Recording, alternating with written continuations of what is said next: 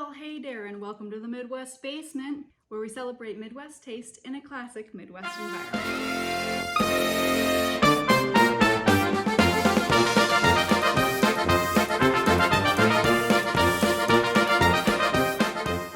Down here, the goodbyes are extraordinarily long, and the beer fridge is always stacked. Now, it is finally March, which means we are so close to spring, and yet have like 5 major snowfalls left. And yet somehow summer construction has also already started. What? We're in the worst of it.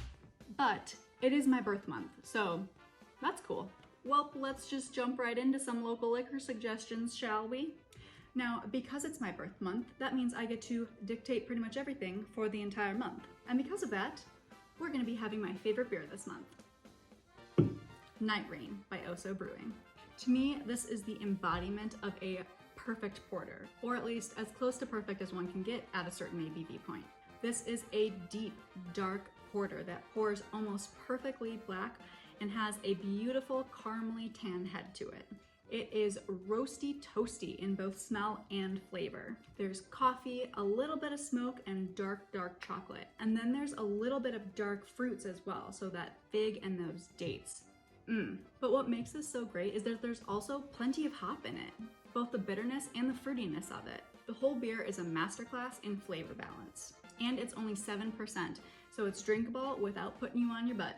This is from Oso Brewing, which is located up in Plover, Wisconsin. They were founded in 2007 by a husband and wife team and pretty much have blown up since then. They're actually one of the fastest growing breweries in the state. If you're ever up near Plover, Wisconsin, their tap room is an absolute must visit. They took over a portion of a strip mall and put it to good use. It is a giant place with over 40 taps, good food, and a great atmosphere to back it up. On to the wine, shall we? So because spring does technically start in March, I thought we'd celebrate with the Ruby Nouveau from Wollersheim Winery.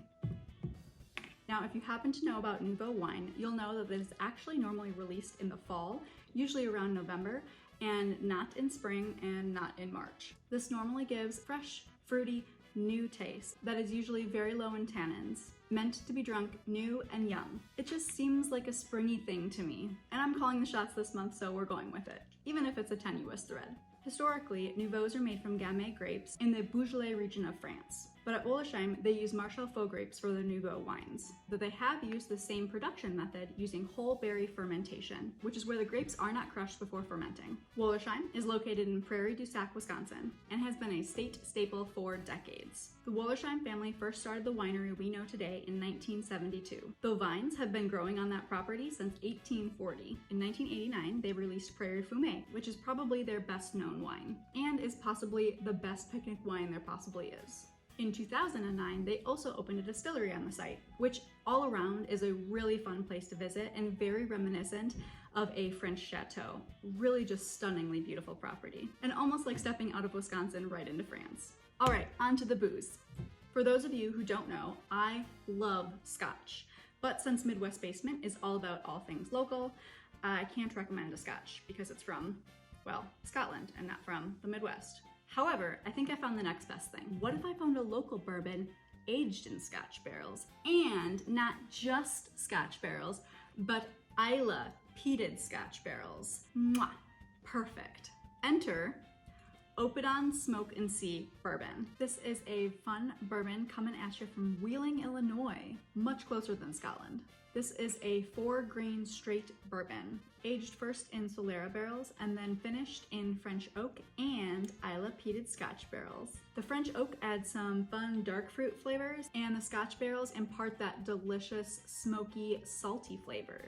This starts a little sweet like bourbonists tend to do, but it finishes with a lovely, briny smokiness. If Scotch is not your thing though, it's okay, we can still be friends, but don't be too worried or scared off. This is not like licking the inside of a fireplace, like some people describe drinking Lefroy as. It just adds a fun, different complexity to the end of the bourbon, and it's something that you don't commonly find in American whiskeys. Oppidan, which I think I'm pronouncing correctly, is located in northeastern Illinois, about 45 minutes to an hour north of Chicago.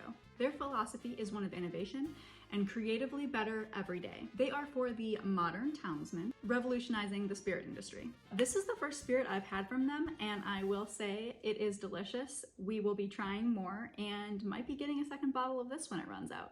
And although this is really delicious just by itself, just sipping in a glass, this is also really amazing in cocktails, as again, it adds that sweet but salty and peaty flavor. It just adds a level of complexity to a cocktail that is really fun. And the Oppidan folks actually have a few cocktail recipes on their website. There is one that is the bourbon plus some grapefruit juice, which I think would be a perfect pairing. Well, I suppose that's about it for us down here in the Midwest basement. Don't forget to like and subscribe so you don't miss a taste. And we'll see you on April 1st, shall we? Okay, yeah, okay, bye now. Yep, well, I suppose it's time to go. Okay, yeah, cheers.